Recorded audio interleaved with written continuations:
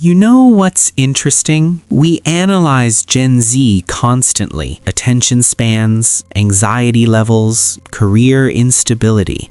But very rarely do we ask a deeper question. What kind of environment creates a nervous system like this? Generation Z was born roughly between 1997 and 2012.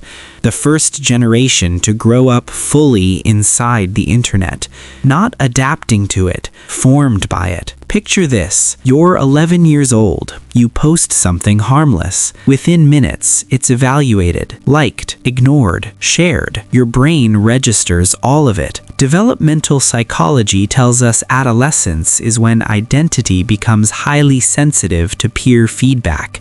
Now combine that with algorithmic amplification. The adolescent brain already has a heightened reward system.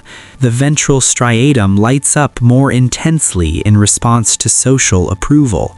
Add unpredictable notifications.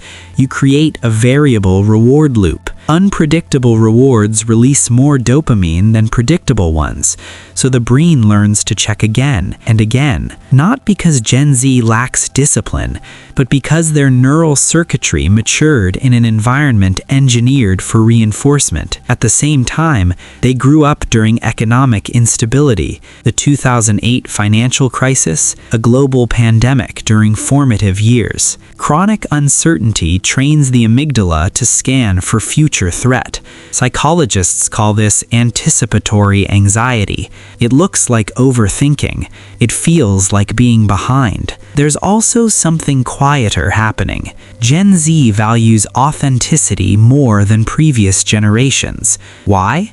Because when you grow up watching curated perfection online, your brain becomes highly attuned to inauthentic signals. Cognitive dissonance becomes easier to detect. They distrust institutions, not out of rebellion, but because they witnessed misinformation, polarization, and rapid narrative shifts in real time. Here's the paradox. They are hyper-connected, yet report higher loneliness. Social connection online activates the brain's social circuits, but without physical co-regulation, cortisol doesn't fully settle. Connection without nervous system safety can feel incomplete. Gen Z isn't fragile. They are neurologically shaped by constant visibility, uncertainty, and comparison.